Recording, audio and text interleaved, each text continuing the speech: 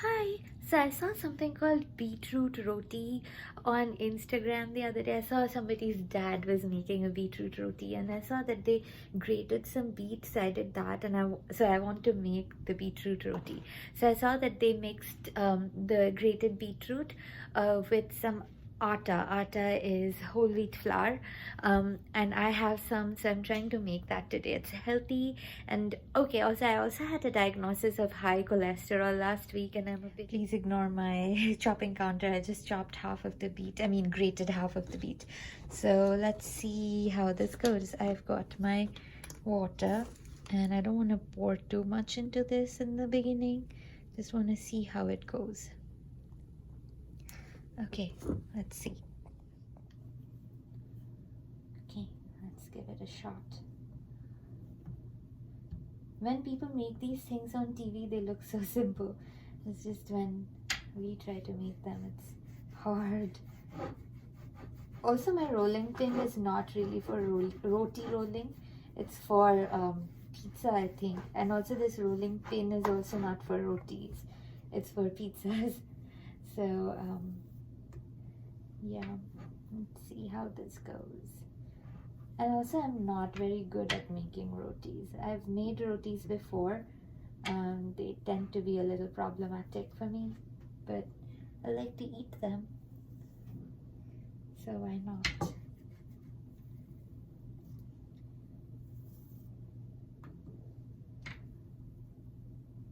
Okay, this looks somewhat round, right?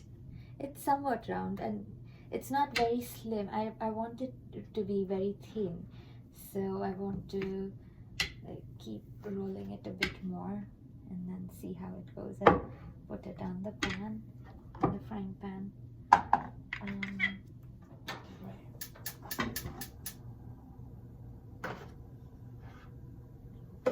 Here.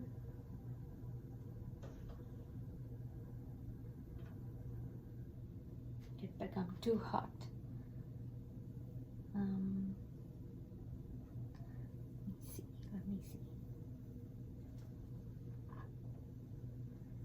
I don't know if I'm doing this right, but okay.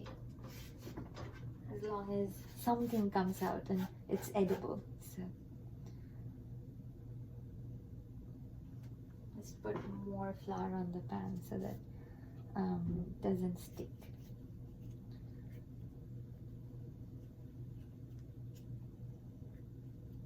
I wonder how all our parents and more experienced Indians make such amazing rotis, because I am not good at it.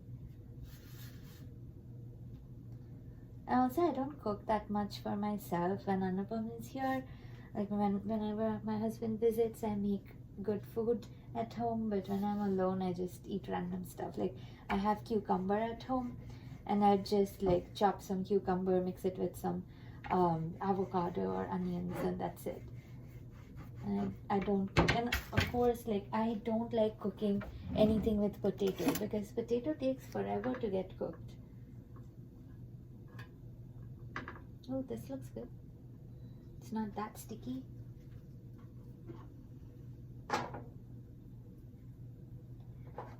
Keep it there. It's not sticky at all. It's just very hard to tell when it's cooked because it's all red. So I'm like, wow, when is it even cooked?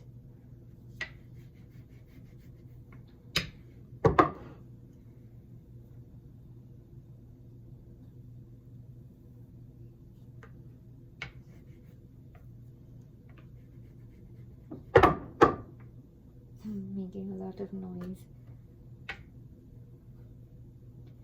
This looks good. It's round enough, I'd say. Here you go. How is it?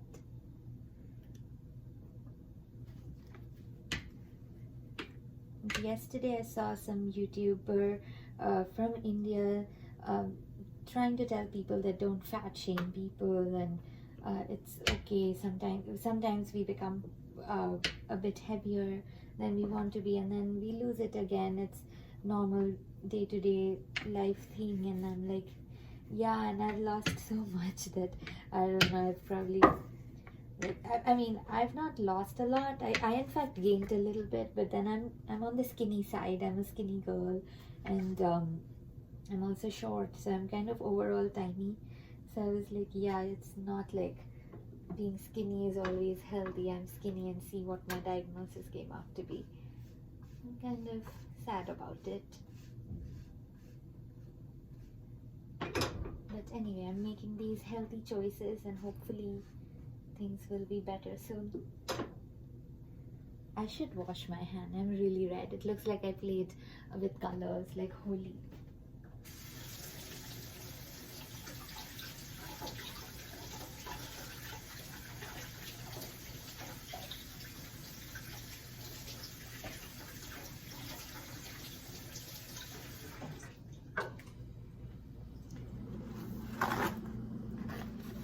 I feel I waste a lot of paper by using these paper towels. I just want to finish this last roll and buy more sustainable, environmentally sustainable things for wiping hands and everything.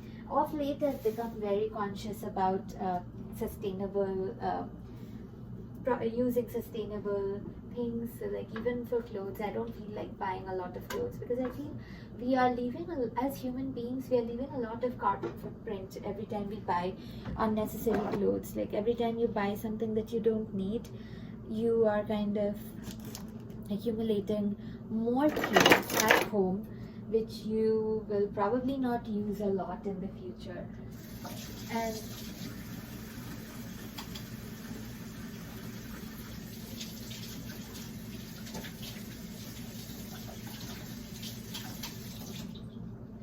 sorry, I had to wash this tong a bit. I haven't used this in a while, so I was like, it's better to wash it. Yeah, so every time we buy a new thing, it's like accumulating another piece of carbon footprint, or leaving more carbon footprint in the world. So I don't kind of want to do that anymore. I just want to buy things that I really, really need. And in the US, you kind of need to buy a lot of clothes because the seasons are very strong. Like both summer and winter are very like harsh. Both are on the extreme side. So like in India, we can sometimes wear our summer clothes in winter. Most of the time actually we can just wear our summer clothes and wear a sweater or one jacket, a light jacket, and that's mostly it, or like a light cardigan. But here you actually have to go from an extreme weather climate to another extreme weather climate. Like in summers, the summer is very harsh. I've spoken about this in my videos many times. The summer is really, really harsh here. It's not like just because there's an extreme winter here, the summer is mild. It's not that. The duration of summer is shorter because there are specific seasons. So the duration of summer will be probably just end of June to end of August, or even a little bit of September sometimes. But those few months are extremely hot. Like the amount of heat is very, like the heat actually like you can feel the heat. It feels like strong pins and needles hurting your skin. It's so strong. But the winters are again extremely harsh. Like today it's some -8 degrees Celsius. Again, I'm not sure in Fahrenheit how much it would be, but somewhere in 20s for sure, which is very cold. But so here you have to kind of buy more clothes, more shoes, because in summers you're wearing flip-flops, like simple slippers kind of things around home. But in winters, even to throw trash, which is so close by here, I have to wear my full snow boots or like really warm shoes and stronger shoes. And in fall, you cannot wear snow boots, you cannot wear slippers, but you have to wear something in between. So you have to have that. And that also doesn't work for spring, because in fall it's more rainy, so you need to buy shoes that are more rain protective. But in spring there's no rain, so you don't need to wear things that are like for rain, water repelling kind of things. So the material is different. So that way you kind of tend to accumulate more things, which is a fact here. But in India we didn't have to do that. So a lot of people I've seen in India, they just wear one thing once and they never wear it again. I feel that's being a bit environmentally irresponsible, because you're kind of just wasting that resource. You're wasting more fabric. So many chemicals have been used to even produce those clothes that you buy over and over again, and then you use water to clean them. That's like water wastage. So many things. So I feel it's unnecessary to go into that whole thing of never repeat clothes. I think it's better to repeat clothes. That means you buy good quality clothes, high quality clothes, which if you want to show people, oh, you're so rich, and you buy expensive things, then maybe buy more expensive clothes, but just buy one or two, like as per your need. You don't have to buy like one time wears, even though they are expensive. And I honestly don't feel that clothes or bags or shoes really add any value to human beings. Like, the value to those things comes from the human being. The human being transfers the sophistication or class or whatever to the thing. The object doesn't give that to the human being. The human being gives those qualities to the object.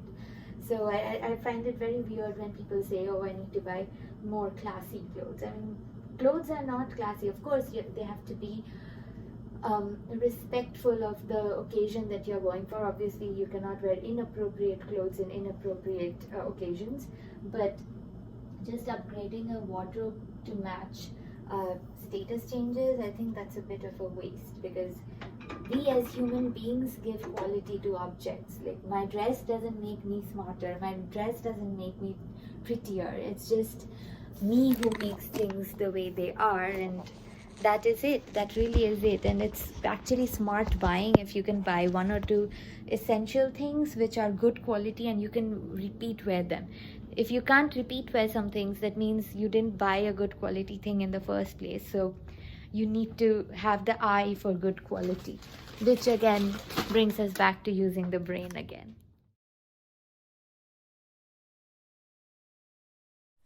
Today is a beautiful sunny day outside, but it's very cold. It was -8 degrees Celsius in the morning. I don't know how much it is right now, but it's very windy. Yep, it is a very beautiful day today. So nice and sunny. I'm just out on a walk, like half an hour walk, because I ate a bit much, and I'm like, okay, now I need to walk a little bit because I don't want my health to deteriorate further. And yeah, everything is beautiful too, and as long as the sun is out, it's always better to walk outside, because sun sets very early here and I don't want to walk when it's kind of dark. So it's better to just be out around, like now it's 3 p.m. I'll just walk around this block and get home by 3:10, 3:15. I came out at like 2:30ish, 2:25, 2:30ish. So like half an hour walk pretty much. And yeah, I don't want to spend too much time walking also, because I have a lot of writing to finish. I got some feedback for my dissertation from my advisor, and I took a lot of time to go over all of them, understand them, analyze them, and not panic. My first reaction to a lot of feedback is always panic, like, oh my god, how am I going to finish all of this? But eventually, when I look at it over and over again and they start making more sense, then I feel that, okay, fine, I can handle it. It's not too bad. Feedback is always within the range of my figuring it out, so that's really good. And I get a lot of really constructive feedback, and in good time, from my advisor. She never like delays giving feedback if it's a lot of feedback, so that really helps. So yeah, hopefully this will be a very good and productive rest of the weekend. I got some fresh air and sunlight and a little bit of cardio, and I feel refreshed, so I can go back and work better. I don't know if I want to walk that way. I just want to take a turn probably here and walk this way again. That main road is a bit too busy sometimes. I don't like walking on that road. But yeah, this was a really, really nice walk. This house looks so pretty. I think they used to have more trees. Maybe they got rid of some, did they? Oh, or this tree has lost all its leaves, so this house is looking very sunny. But yeah, the place looks beautiful today. It's not snowed at all this season, but there's a snow forecast for next Saturday. So that's funny. Like all of this year, there was no snow except one day when it snowed very little. But yeah, the actual big one is coming on Saturday. And I also have to go for my advisor's retirement celebration on Saturday. So I'm not sure how I'm going to even get there, and if it snows in a lot. But we will see. I'll try my best to make it safely and back. Anupam is not here that weekend, so even he can't drive me. But I'll try my best to go there safely and come back.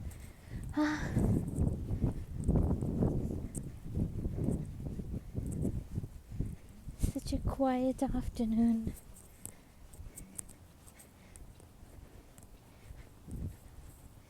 I like these kind of quiet afternoons.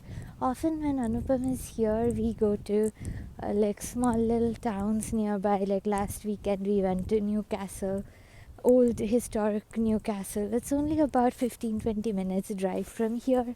But it was like this, very quiet and calm. And it was sunny that day too. So it was really nice and bright. We walked next to the river for about half an hour and then came back home. I like those kinds of little short getaways so that I'm more rejuvenated and I can work better at home.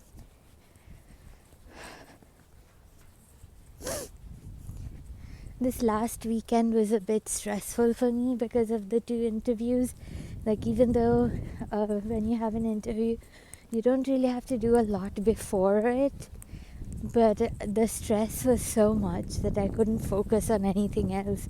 I was just working on the thoughts of what questions might come up, and they were actually both very hard interviews. I wouldn't say like they were casual chit chats. They were really hard interviews, and I could see that I was being evaluated on everything I say. So that was very, very, that was not stressful, but I took it very seriously.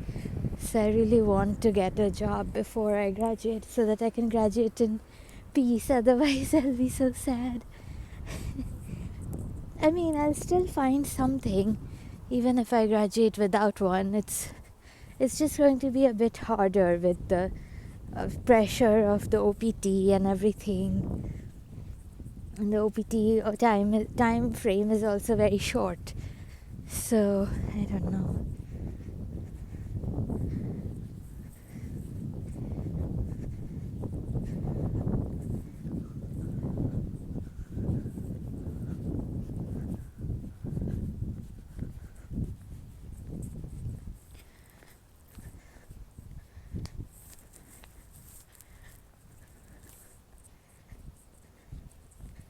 Yeah, so like within 3 months you have to get a job, otherwise you lose the EAD, the employment card. So that makes things a bit difficult. It's hard to get a job so quickly, especially because I'm in a non-STEM field. That makes things a bit difficult because getting a job in non-STEM is not so, there aren't that many jobs in non-STEM field. Although linguistics is very much science, I don't know why it's not included in STEM, because the communications department and cognitive science and psychology, all of them are considered as science. It's just linguistics is not for some reason, and I really can't understand why. Would really help us in many ways, but fingers crossed that I get something. I just have to work with what I have and can't complain about what I don't have. And these are things we don't usually think before joining the program. It's mostly like I found out about this problem very recently. So yeah, it would, I mean, even if I knew about it, what, would I not do linguistics? That's not true. I'd still do linguistics. But I'll still find something, even with the limitations. I don't like complaining about things that much. I kind of try to work my way around the limitations that are thrown at me